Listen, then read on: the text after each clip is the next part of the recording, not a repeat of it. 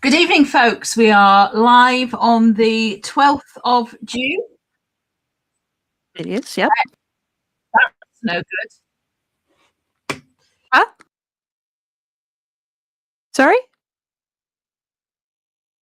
You there, Alison, or have we just lost you? I had a bit of a system bleep then. I don't know why I got that dear. echo now. I do apologize. At least it's at the beginning. when the technology fails you, eh? There we go. Okay, so start again. Rewind. Okay, so evening, folks. We're live. It's 8:00 on the 12th of June, 2026, and we're bringing our news and views to you so that we can keep you all up to date with what's going on in the world of home education right now. Okay. Indeed. So, Kat's with me as usual. Yep. Everybody else has run away to play elsewhere, so it's just me and her. So you'll have to put up with that. It'll make it short. We'll keep you going though. Yeah, it'll be fine. Yep. It'll be fine. Oh, oh, Michelle says she can join us if absolutely necessary. That's entirely up to you, Michelle. Don't worry about it if you're busy. Well, when is Michelle not busy? Yeah. Well, that common adage that is, if you want something doing, ask a busy person, applies to all of us that do this. Indeed. On a regular basis, is it not? So let's crack on. So what we're looking at first. Oh, yes, of course. Crowdfunder first. Yeah, the crowdfunder. Remember, this is the crowdfunder for the first of what we're... Look at that. It's over 30,000. Way! Go, everybody. Yep. High five. Yeah, it's got over to 30,000. So we got to the next stretch target, haven't we? This is how these things work. You have a target and then you have another target. Yep. We need to raise quite a lot of money to run a judicial review. It's absolutely brilliant that we've got to the 30,000. The 30,000 means that the discussions can be had with the King's Counsellor, the KC, in order to start putting the more flesh on the bones of this. So that's terrific. Keep going, yeah, just keep going. Anything to say about that, Kat? If you've got a spare $5, please donate it. If you don't have a spare $5 to donate, please share it. Whatever you want. Doesn't matter. This affects every family, not just the home educators. So let's go. Yeah, it does. Yep. It does. Okay, what's next? Next. Oh, this is a fun one.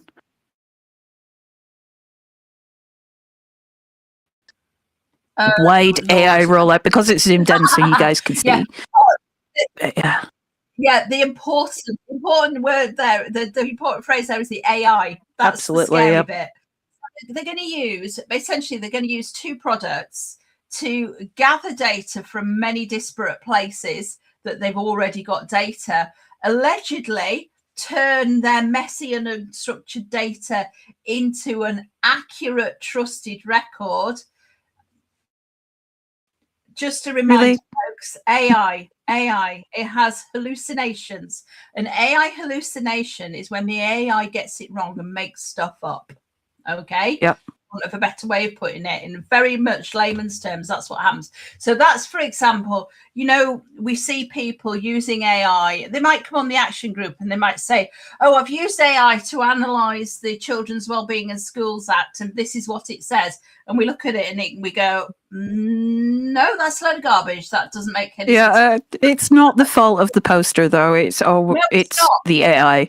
And, there are really, really good uses of AI. But, there's a lot of things where it's not ready, it's not safe, and they should be absolutely holding off until there's far more testing. Children in the UK should not be the guinea pigs for this stuff. Well, children anywhere shouldn't be guinea pigs for this. And I mean, I use AI an awful lot. I never used AI last year. I use it an awful lot now, but I use it to augment my own work, not to do it instead of me. And the thing about AI is, and just to reiterate, it's not the problem of the person that tried to use the AI to look at the bill. Please do not take offense at that. We're talking about the way AI works and the way that people have been led to trust it in a way that is not correct. AI always needs a check. I use AI to do minutes of meetings that I chair or that I am secretary of sometimes. And I always have to go through it with a fine-tooth comb afterwards. You can't just trust it. You can't just publish what the machine has produced. So there's no evidence here of a team of actual human beings that are going to check that the records are correct. So they're going to trust the AI to find all the messy information, clean it up, and produce something, and then make action plans as a result of it. Now, the other thing we have to always remember when we're looking at data sharing, because this includes data sharing, obviously the data sharing is happening in order for the AI to gather the information. What we have to also remember is that they always forget to put a human being in front of it, and also to have a method by which you can correct your record. Yes, yes, that is quite a big thing that just isn't getting mentioned in all these rollouts of AIs over various services. And AI, there's just a lack of safety. Yeah, lack of safety. And also, I do think as well that I'm not seeing that they've done a pilot project here. What I'm seeing is that they're just rolling it out. This is the pilot project. Yeah, this does seem to be the pilot project, but without saying so. Well, if it was a pilot project, they would only do it on a portion of the population. Yeah. Do it on the whole. Well, it appears to be 4 councils in Wales, but even then, I mean, maybe there's more information in the council minutes and things, but does not seem to be well thought out. No, I wouldn't want to do it on a. So my husband was a chemical engineer, and they use pilot projects all the time in chemical engineering because you don't want to roll something out big before you've piloted it. A pilot project in this case would have taken a portion of a council because you'd want to compare like with like. You'd want to see whether your new system worked better than your old system by having them absolutely side by side. They're not doing this. They're just rolling it out wholesale.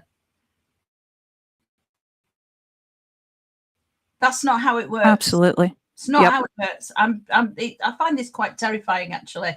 You know, and anyway, moving on. Yeah, and it reminds me of was it a call for evidence recently that the DFE ran. Now, obviously, this is covering England. The previous story was covering Wales, but they asked local authorities how are they using AI within children's services, and reports it back to them. There is no central list that the DFE have given local authorities saying this is a good tool, this is a safe tool, this meets all our compliance and everything else. Local authorities have just been left to go at it, and then they were telling the DFE later. This consultation closed back in March, and closed in May, and there hasn't been a response to it yet. But it'll be interesting to see the outcome of that. So social services currently, I think every social services a department uses it to help write reports. I've spotted massive mistakes in many reports. They become quite generic if the AI isn't used well. But we don't know how much decision making is also being made. So they're having report writing, they're having analysis, and they're possibly having some decision making as well done through AI. And again, no government guidance, and the government guidance, when it does come out, we hope it comes out, when it does come out, should also include, and these are the systems you need to put in place around the AI to ensure its safety. And we're just running headlong into disaster as far as I'm sorry to be depressing folks, but we need to keep an eye on this stuff. Well, I think you remember what's coming in the next tab, which just really does not help the depression, does it? But no, it doesn't. Sorry, folks. And the police as well. The police are using it. it's just well, I don't know whether you remember, Kat, not so long back, they introduced the facial recognition in Croydon, the cameras. Yep. They've been rolling it out even further. Yep. And there've been quite a lot of false positives and unlawful arrests made as a result. It's quite terrifying. And I noticed they're not making a big hoo-ha about the accuracy of the systems now that they've been rolled out for a few months. No. I don't know. Quiet. I don't know who's policing the police on this, if you will. You know, I seem to remember there was an AI system to look at whether the individual police officers were behaving badly, and that had a lot of false positives. I remember that recently. Well, maybe we just need to anyway, different story. Make it hurt for them, and then they might go, "Oh." Yep, but it's absolutely fine for the rest of us. Absolutely. Frightening, isn't it? Yep. It's frightening. And of course, all these links will be in Substack on Monday morning. So I just want what have we got? There were some films in the 1990s that predicted all of this. You know, where they would predict that somebody would commit a crime and then incarcerate them before they'd committed the crime. Heading that way, it would seem. Yeah, it does feel like that, doesn't it? It does. And the bright hopes for digital ID in the future, of course, where senior leaders from business and civil society are being brought in to support the government to deliver a digital ID system that works for the public. We've had that right. So, firstly, number one, digital ID is not for the public, is it? It's for the bureaucrats because it's to make their lives easier and cheap and to reduce the cost to the public purse. But Kat and I were looking at the people that have been brought onto the advisory group. Let's have a look at them. So we've got absolutely. So he's the CEO of Pearson. Pearson own the Pearson Publishing House, but they also own edXL, the examining board. Okay. Yep. Then we've got the co-founder of a social enterprise dedicated to inspiring people to pursue careers in science, technology, engineering, and maths. Just not sure the relevance to digital ID, but okay. She's probably a great person, runs a fantastic social enterprise, but I'm not quite sure what her expertise is here. Cybersecurity expert, I'm in for that. That's great. Good to have a cybersecurity expert. That seems good. Yep. Co-founder of the Interparliamentary Forum on Emerging Technologies. I can understand that one too. I get that one. I get having Emma there. Yeah. But then Justine Roberts, founder and chief and executive chair of Gossip and Bullying Central. You know, disclaimer: my personal opinion is my personal opinion. I have been burned by Mumsnet in the past. Just saying. But you know, yeah. And then somebody from Australia. Who's also the co-founder of a think tank. Yeah. Love those think tanks, don't we? Yeah. So, I mean... this is our external scrutiny, according to this article. The advisory group will meet quarterly for the duration of the digital ID program to provide external scrutiny and strategic insight. And will challenge the government on emerging ideas or policy decisions to ensure the system works for everyone. It's not Mumsnet. It's not really. I think we need to keep an eye on this one. See what happens. I'd be very interested to see. I hope that their quarterly meetings produce a quarterly report that we can read. And not that all this stays very much behind closed doors. Yep. Yeah. Right. Yeah. Okay, moving on. We have, I think this was the story we spoke about last week, though it might have been a different Welsh LA. Yeah. Okay, so we're getting alarmed this time. Yeah, but if you actually read the article, it's quite a good article. So there's the usual guff where some counsellor goes, oh, but what about academic achievement? What about social skills? But moving quickly past that, and bear in mind, these are the counsellors. They're not the people that work at the local authority. They're the people who have been, there you go, as well as their educational attainment, there's all the social side and other things children get from schools. We don't need to talk about the crappy social skills children get from schools, but if we scroll down, we actually see that they had quite a good conversation, and it feels like that this is a council that's finally taking this seriously. That in fact, if you go down a little bit more, I think it's section. Yeah. So here we go. So they're actually saying that the children may be unable to cope in school. We have to understand why they're not coping. And they've set up a group with commitments from the Youth Intervention Service, Welfare Service, EOTAS, CAMS, schools, parents and children. So the whole cohort, all of them, all of the services and the stakeholders. And they are going to have a decent discussion.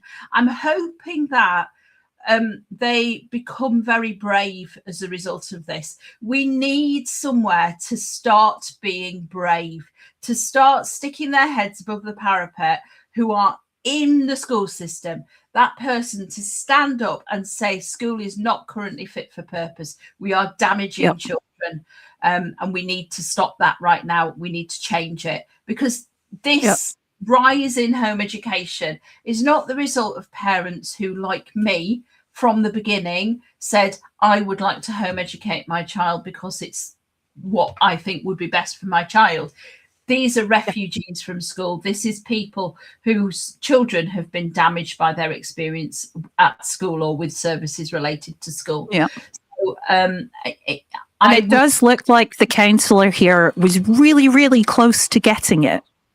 Because the question we want them to ask is, why are the children being withdrawn from school? It is always framed, why are the home ed numbers so terribly, terribly high? And it's not that. Was it Staffordshire last week they actually published in their counsellor's report how many children were home educated that had never been to school, and it was a very small fraction.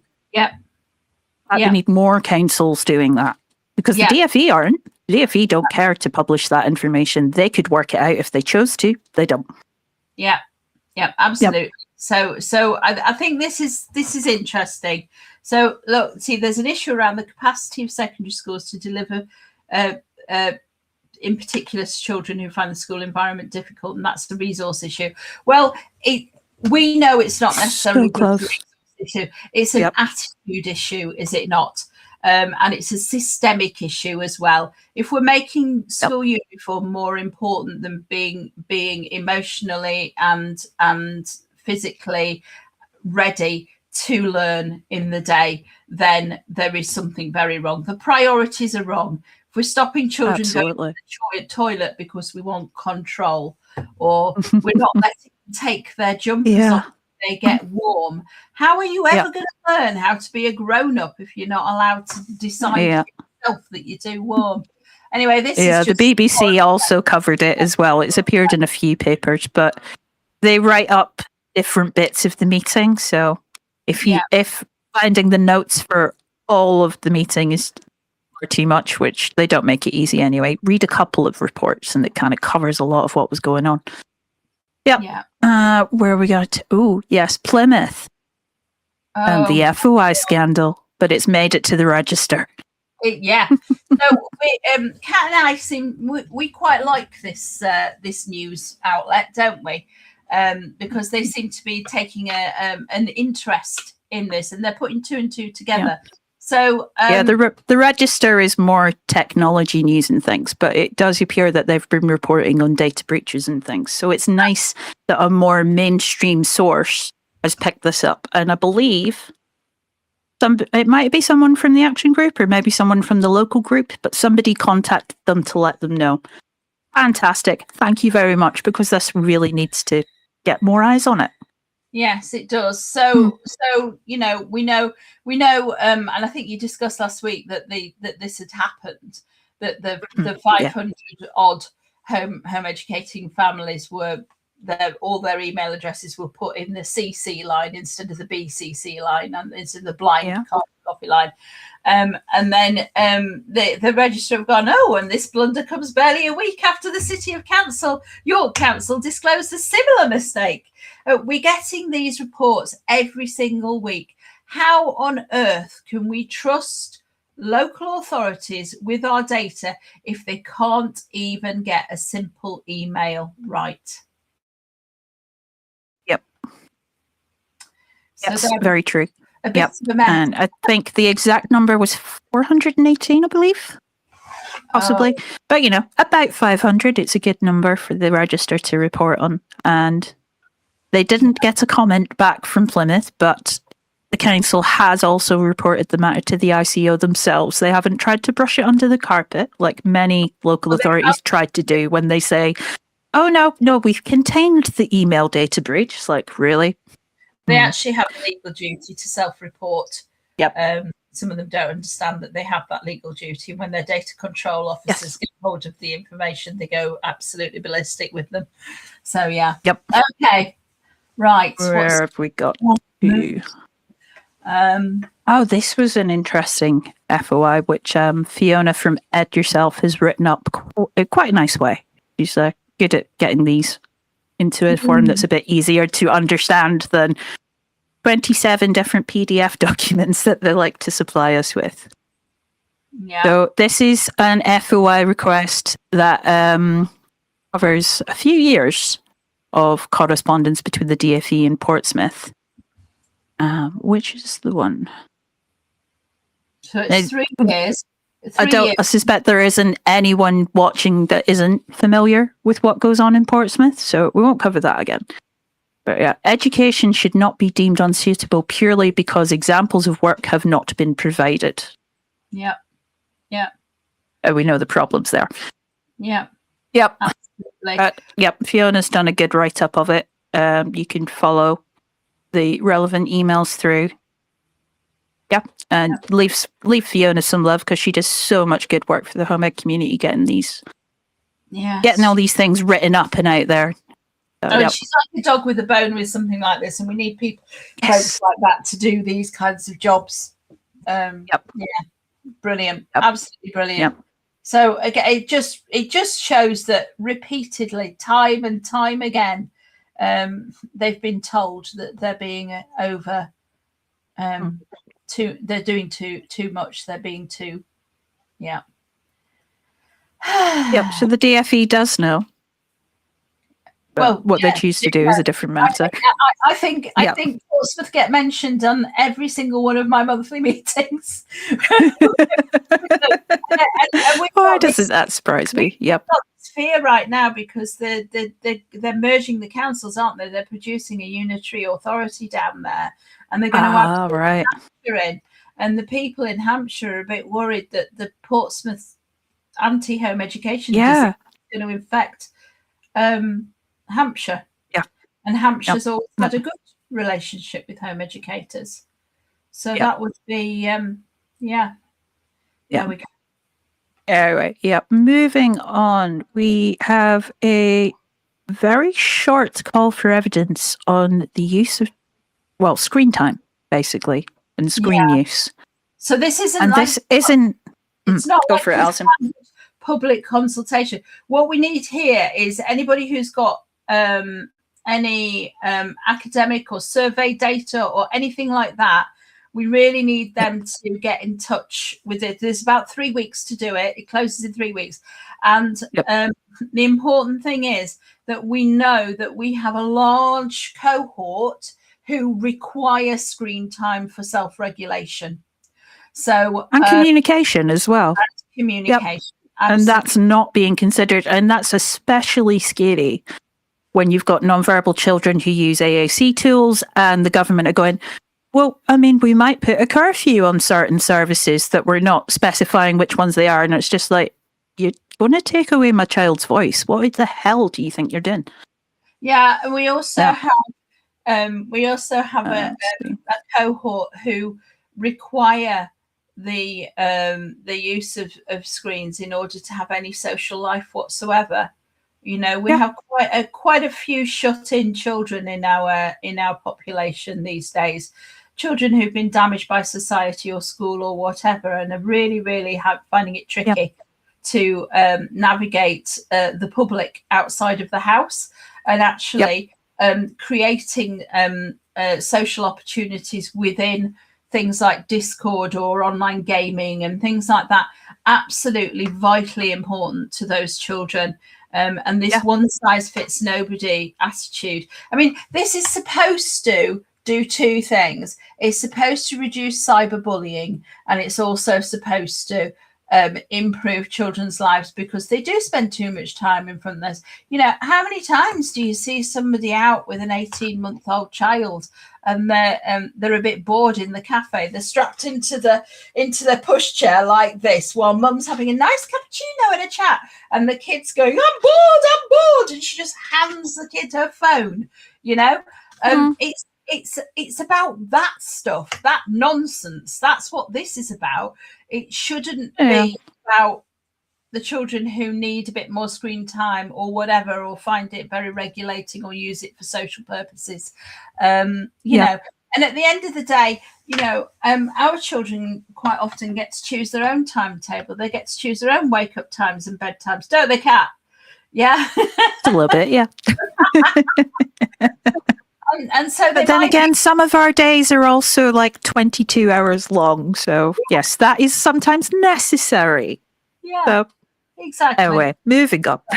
So off we go. Yep. So if you can answer that at all, that would be absolutely brilliant. If you've got a personal story to tell, that is also evidence. Okay, so we're not looking. I'm not sure if they'll take it here, but we can try. We can absolutely try.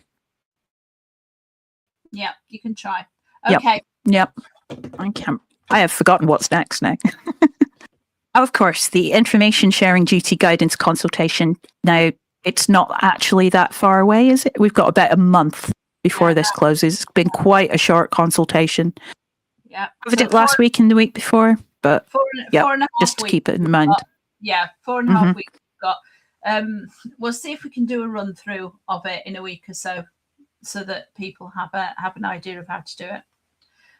But information sharing, this is the information sharing duty introduced in the Children's Wellbeing in Schools Act. So, you know, that stuff that's in part 1 of the Act that talks about information sharing. It's really, really important that we tackle that. And we talk about keeping data safe, which clearly, you know, City of York and Portsmouth have Plymouth has demonstrated Plymouth. that they absolutely cannot. Yes, and many more before them. So, anyway, more data to share for them. Yeah. There is, I think this one's a consultation, which is assisted software funded through disabled students' loans. Obviously, there might be a lot of families affected by this either now or in the future, and just want to draw your attention that this closes on the 18th of June. Yep. Okay. Yep. And I think that is all of our things. Well, just another reminder that the crowdfunder we still need to continue to collect money. So we're at 31,211. That's absolutely. I'll reload it and see if. Oh, have you donated one? No one donated. Okay, but I'm sure you've all donated already, and you're going to go and share this. Yeah, definitely going to go and share this. Yeah, go. And of course, you can find so many posts on the Fix the Children's and Wellbeing Skills Act. I'll get my words together. Page. There's so many posts there that you can share, and you'll definitely be able to find this and share it on. Absolutely. So and, please do without. If you're a Starbucks coffee addict, do without it one day and give the money to this. There you go. There's a way of making it relatively painless. Yeah. But I think that is all our news and things for today. We haven't got any questions in the comments, so all good. All the links will be on Substack first thing Monday morning. And we will probably see you next Friday. Almost certainly. See you next Friday, folks. All right. Have a good weekend. Take care. Bye-bye. Bye.